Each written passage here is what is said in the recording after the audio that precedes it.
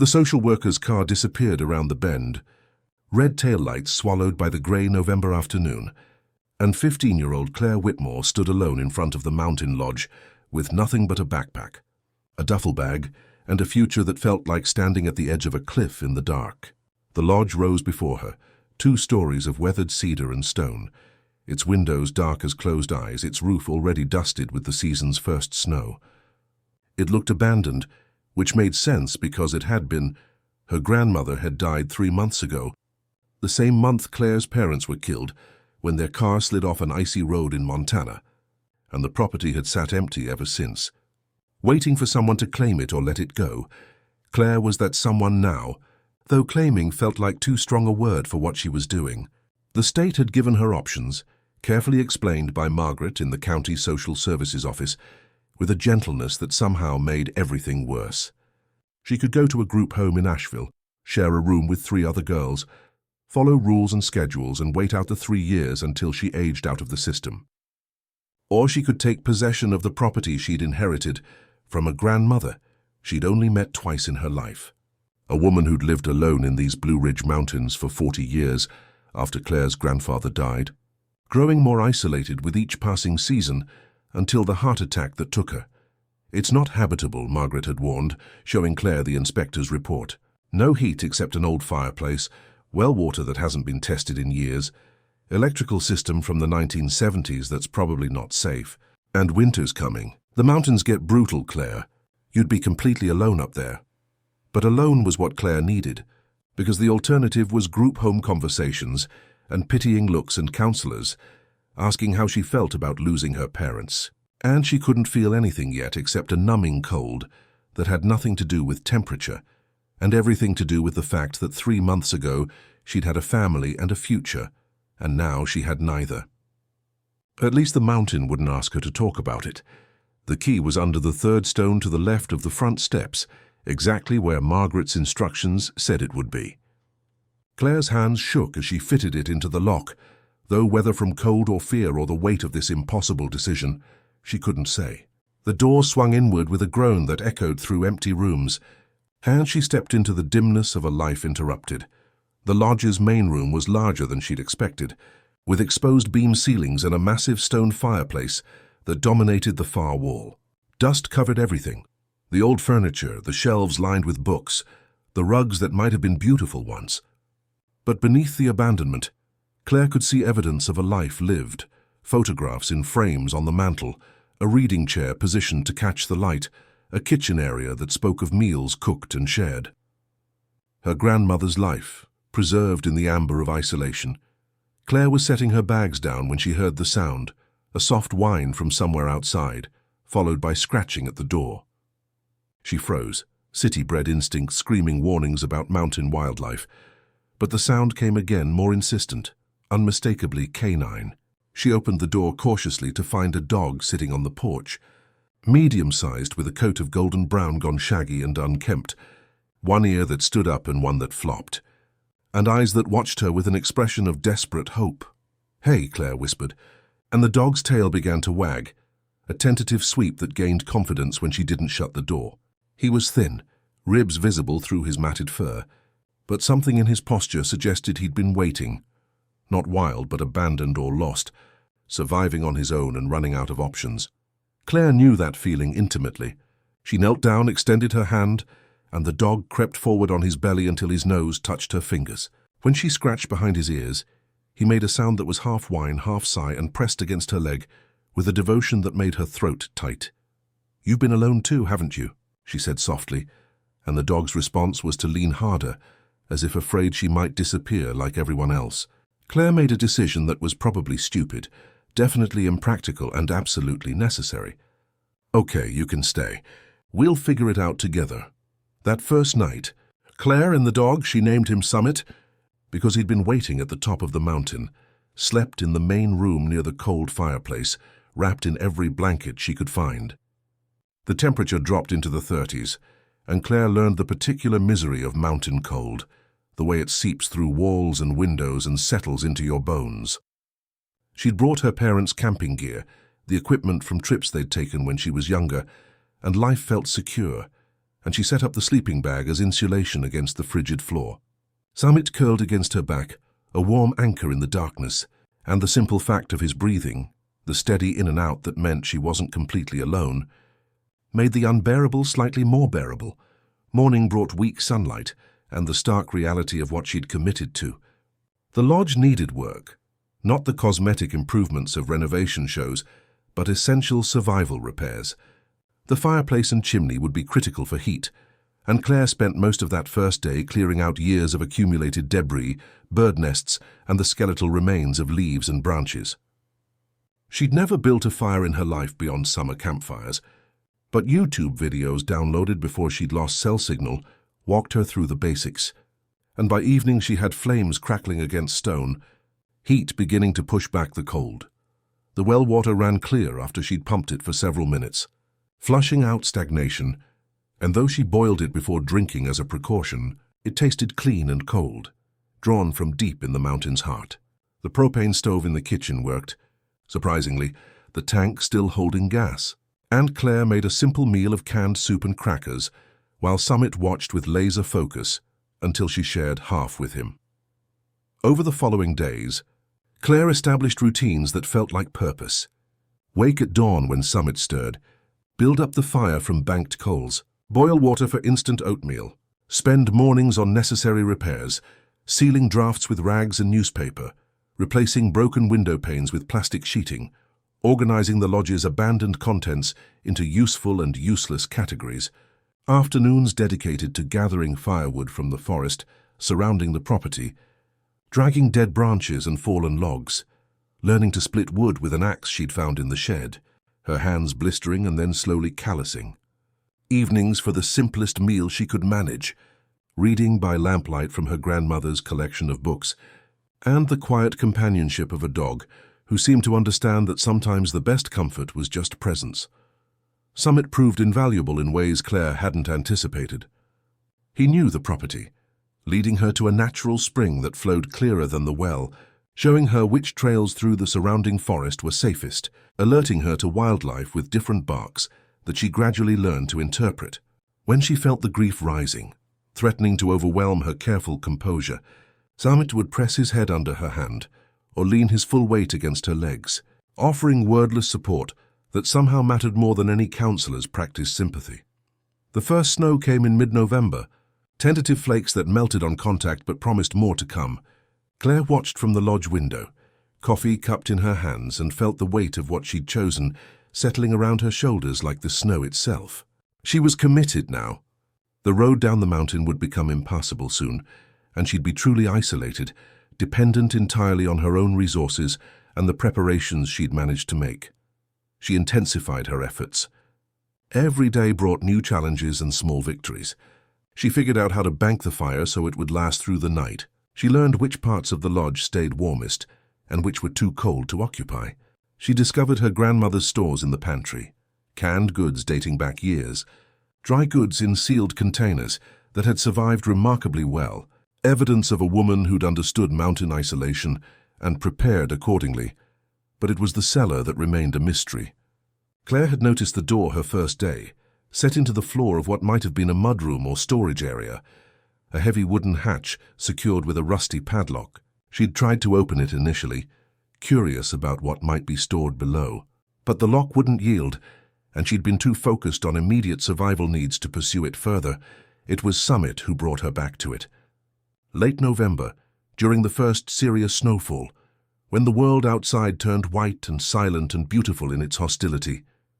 Claire had been reorganizing the kitchen, trying to inventory supplies and calculate how long they could last, when Summit started pouring at the cellar door, whining with an insistence he'd never shown before. "What is it, boy?" Claire knelt beside him, and Summit's response was to pour harder at the wood, his nails scratching with urgency. She looked at the padlock more carefully this time, examined the hasp securing it, and realized that the wood around the mounting screws had rotted enough that the entire mechanism was loose. With some effort and a screwdriver from the toolbox she'd found, Claire worked the hasp free entirely, setting it aside with the still-locked padlock attached. The cellar door opened with a groan, revealing stairs descending into darkness. Cold air rushed up from below, colder even than the lodge's unheated rooms, carrying a smell of earth and stone and something else, possibility maybe, or just the mustiness of long-sealed spaces. Claire descended carefully, Summit close behind her, using her phone's flashlight to illuminate rough stone walls and a packed earth floor. The cellar was larger than she'd expected, extending under a good portion of the lodge, the ceiling barely high enough to stand upright. And it was full. Shelves lined the walls, holding mason jars of preserved foods, their contents still visible through dusty glass.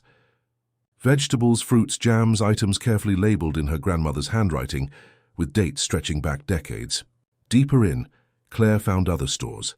Bags of rice and beans sealed in plastic, containers of flour and sugar, salt packed in waterproof bins.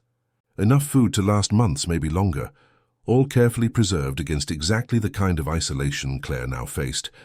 But it was what she found in the far corner that made her breath catch. A metal trunk, military style, secured with a combination lock.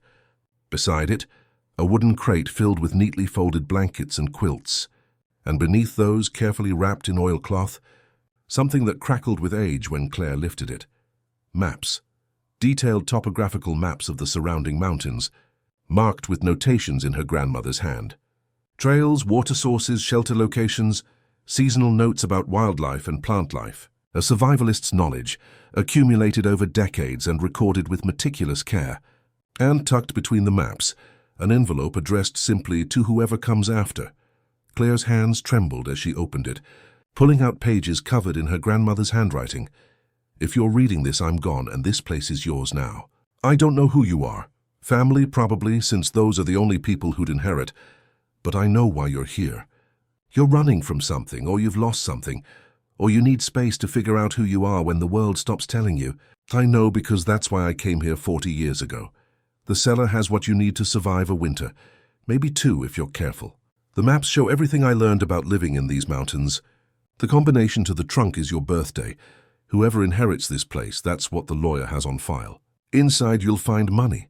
Not a fortune, but enough to help. More importantly, you'll find my journals.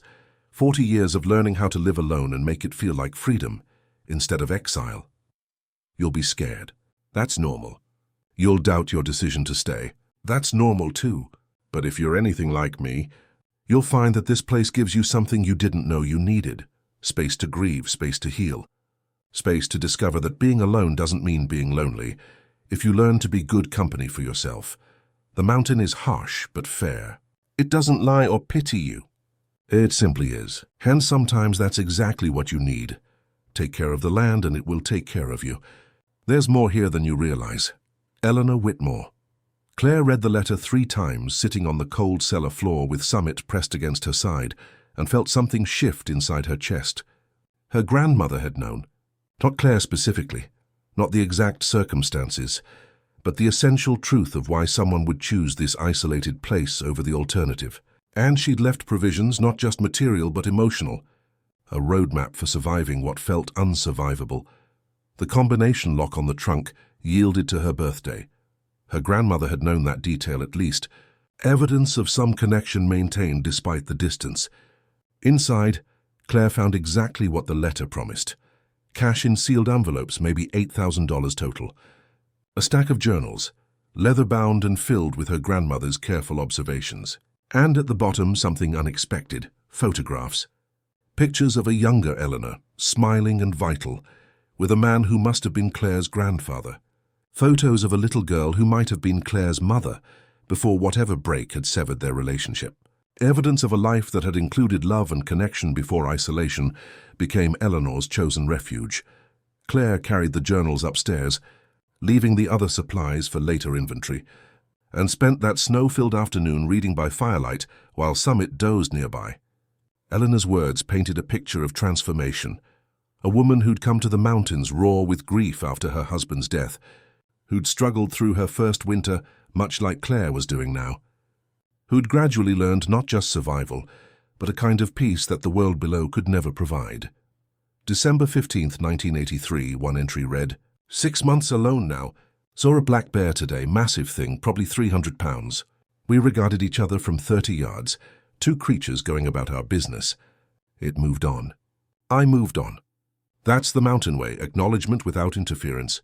I'm learning. Another. The loneliness isn't what I expected. It's not constant. It comes in waves, usually at dusk when the light fades and the quiet grows thick. But I'm learning to ride those waves instead of being drowned by them. Made bread today. Taught myself from a book. It's terrible, dense as a brick, but it's mine. I made it. That matters, and later, realize something important today. I came here to escape the world, to hide from pain. But what I'm actually doing is building something. Not a fortress, but a foundation. The difference matters. Reading her grandmother's journey, Claire felt less alone than she had since her parents died. Helena had walked this path, had survived the grief and isolation and self-doubt, had turned exile into sanctuary through sheer determination and daily choice. If her grandmother could do it, maybe Claire could too. The discovery of the cellar's provisions changed Claire's situation fundamentally. She no longer had to ration her meager supplies with desperate care. The preserved foods meant she could eat properly, maintain her strength through the winter ahead. The cash meant she could make strategic purchases when weather allowed a trip down the mountain. Better tools, warmer clothes, supplies that would transform survival from miserable endurance to something approaching sustainable living. But more valuable than the material resources were the journals and maps. Eleanor had documented everything. Which wild plants were edible and when to harvest them, how to predict weather from cloud formations and bird behavior, where to find the best firewood and how to cure it properly, how to repair every part of the lodge with minimal resources. It was a masterclass in mountain self-sufficiency, taught by someone who'd perfected the craft over decades. December arrived with serious cold, temperatures dropping into the teens at night, and Claire learned the constant work of keeping warm. The fireplace required feeding every few hours, even through the night. She'd wake in darkness, add logs to the coals, wait until flames caught, then burrow back into her nest of quilts and blankets with Summit a warm weight against her back. Water froze in the pipes, so she learned to drain them at night and rely on melted snow. The wind found every imperfection in the lodge's envelope, whistling through gaps she'd thought sealed, forcing constant vigilance and repair. But she managed. More than managed, she developed competence. Her hands, once soft from a life of school and phone screens, grew calloused and capable. Her body, once sustained by cafeteria food and vending machine snacks, grew lean and strong from work and simple meals. Her mind, once occupied by social media and homework and the elaborate social dynamics of high school, focused down to essentials, warmth, water, food, and the simple satisfaction of tasks completed. Summit thrived too, his coat growing thick and glossy on regular meals, his energy boundless despite the cold. He'd accompany Claire on her daily excursions for firewood, bounding through snow with obvious joy, occasionally catching rabbits that supplemented their diet. His presence was more than practical. He gave structure to her days, demanded care that pulled her outside her own grief, offered affection that required nothing in return but attention. It was Summit who saved her when the fever came. Late December, maybe from exhaustion or poor nutrition or just bad luck, Claire woke one morning feeling wrong. By afternoon she was shivering despite the fire's heat, her head pounding, her throat raw. She recognized the danger immediately. Alone in the mountains in winter, serious illness could be fatal. No help within reach, no way to call for assistance even if she'd wanted to. She managed to bank the fire high, to fill water bottles from the melted snow bucket, to pull every blanket over herself in her sleeping area near the hearth. Then the fever took her under, and time became fluid and unreliable. She'd surface to Summit's worried whining, force herself to drink water, add logs to the fire from the pile she'd stocked nearby, then slide back into feverish half-dreams, where her parents were alive and she was explaining why she'd chosen to live in the mountains, and they were proud of her. So proud. Except when she woke they were still dead and she was still alone. Summit didn't leave her side. When the water ran low, he'd nudge his bowl against her hand. When the fire burned down, he'd paw at her shoulder until she roused enough to tend it. And through the worst of the fever, when Claire's temperature spiked and her shivering became violent, Summit pressed his warm body against hers, sharing heat, anchoring her to the physical world when her mind wanted to drift somewhere easier. She didn't know how many days passed in that twilight state. 3, maybe 4. But gradually the fever broke. The shivering stopped and she woke to clarity and crushing weakness.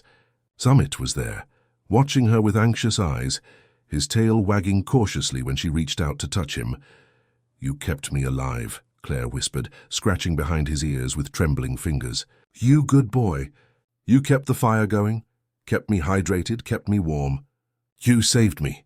Summit's response was to lick her face thoroughly, then curl up against her side with a sigh that sounded like profound relief. And Claire understood fully then what she'd been denying. She wasn't alone. Yes, there were no people within miles. Yes, her parents were dead, and her grandmother had passed before they could meet as adults. But she had Summit, and in the economy of survival and connection that mattered deeply, Summit was family. Recovery took time. Claire was weak, her body depleted by the fever's demands, and even simple tasks exhausted her. But she rebuilt her strength gradually, eating the nutritious preserved foods from the cellar, resting when needed, pushing herself gently back toward competence. Summit seemed to understand, staying closer than usual as if afraid she might relapse. It was during her recovery, moving slowly through the lodge with Summit shadowing her, that Claire found the other letter. It had been tucked into one of Eleanor's journals, an unsealed envelope with Claire's name written on it in her grandmother's hand, dated just weeks before Eleanor's death. "Dear Claire, I know we barely know each other. That's my failure and your mother's wound, and I regret it more than I can express. I wanted to reach out so many times over the years, but pride and hurt kept me silent. And now it's too late for anything but this letter you'll only read after I'm gone. I'm leaving you the lodge because I think you might need it someday. Your mother told me once, years ago, during one of our brief cold conversations, that you were sensitive and creative and didn't quite fit the mold of normal teenage life. She said it like a worry. I heard it like recognition. You're like me, Claire, like I was at your age. The world feels too sharp and too loud, and sometimes you need space to hear your own thoughts. If you're reading this, something brought you here.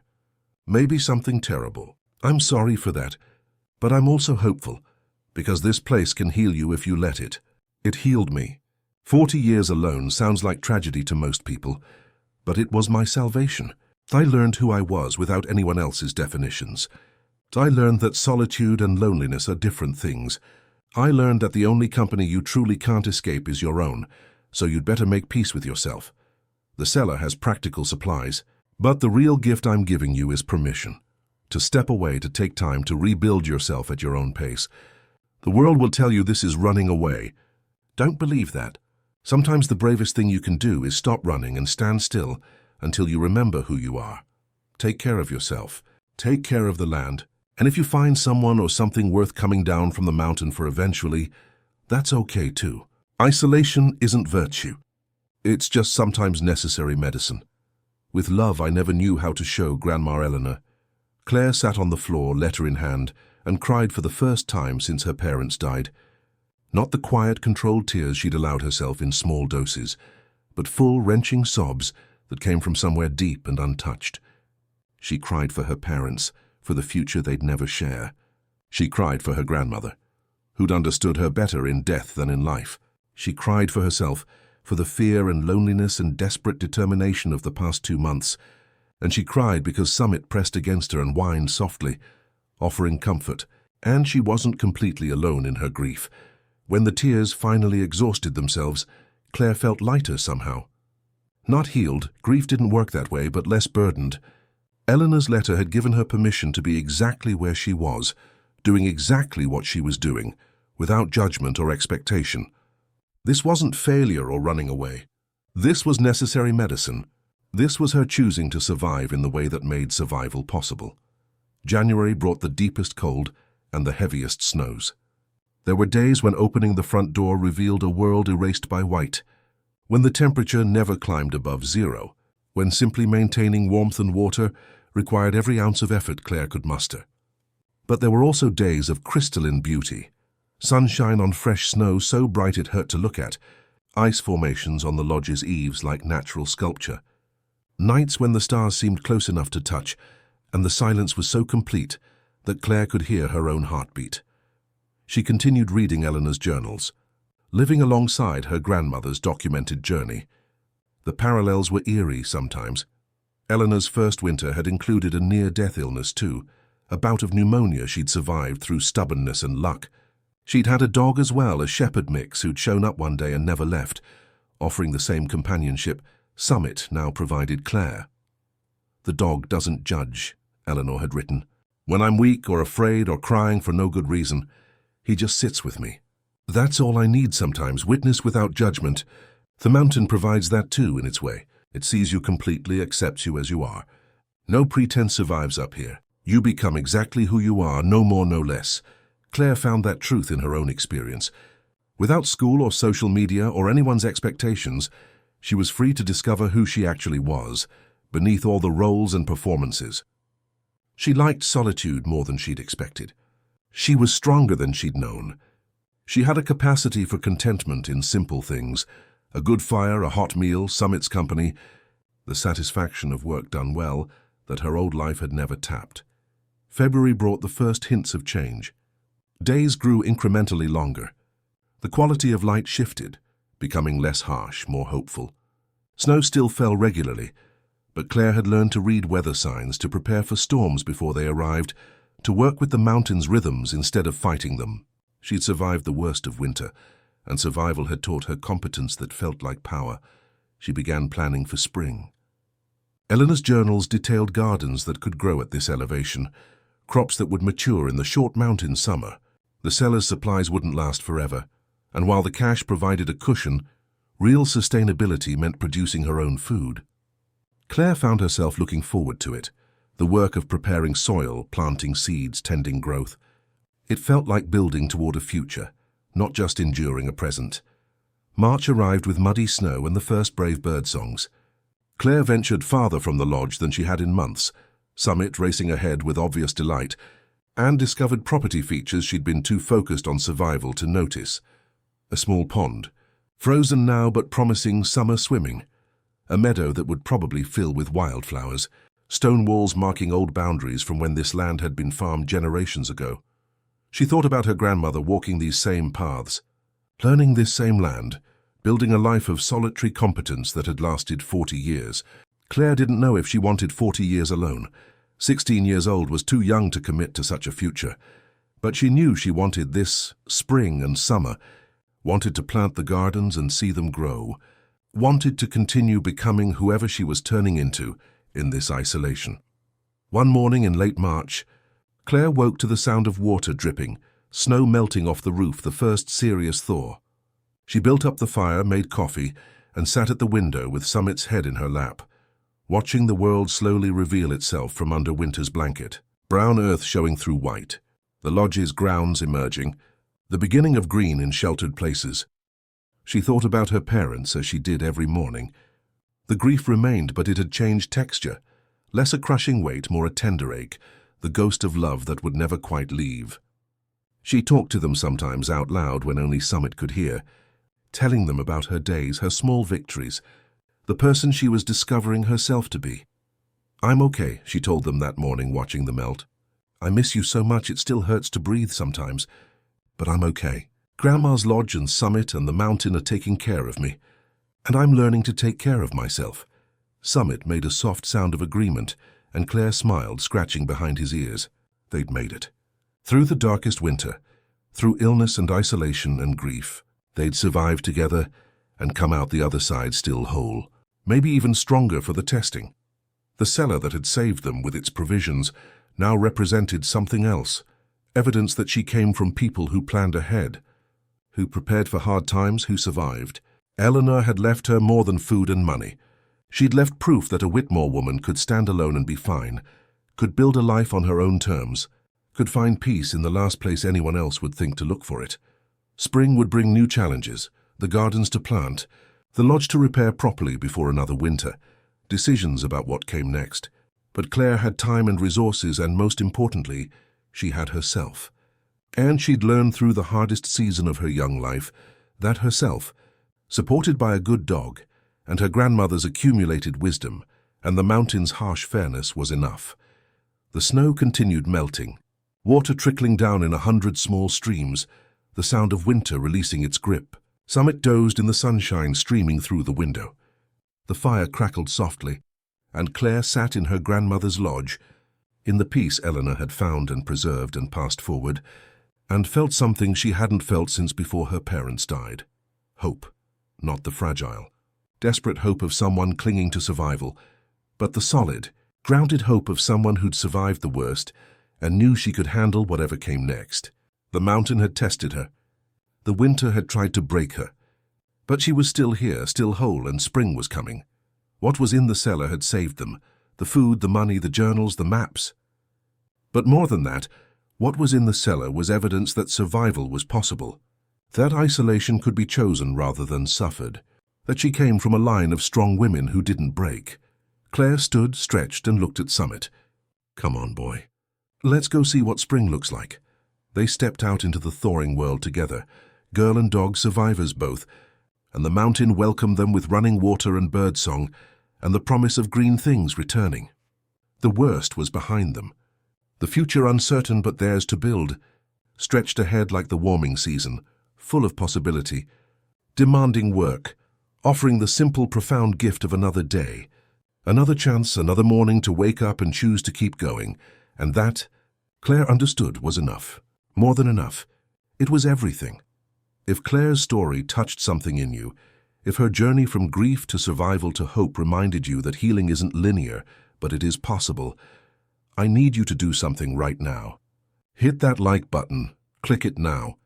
It helps this story reach others who need to hear it. Subscribe to this channel and turn on the notification bell, because I'm bringing you stories like this regularly. Stories about resilience and transformation and the strength you didn't know you had. Drop a comment below. What would your sanctuary look like if you built it from scratch? What grief or loss are you learning to carry? And share this with someone who needs to hear that it's okay to step away and heal. That sometimes the bravest thing is choosing to survive on your own terms. Your engagement keeps these stories alive. Thank you for being here. Thank you for listening. And remember, you're stronger than the worst thing that ever happened to you. Sometimes you just need space and time to prove it to yourself.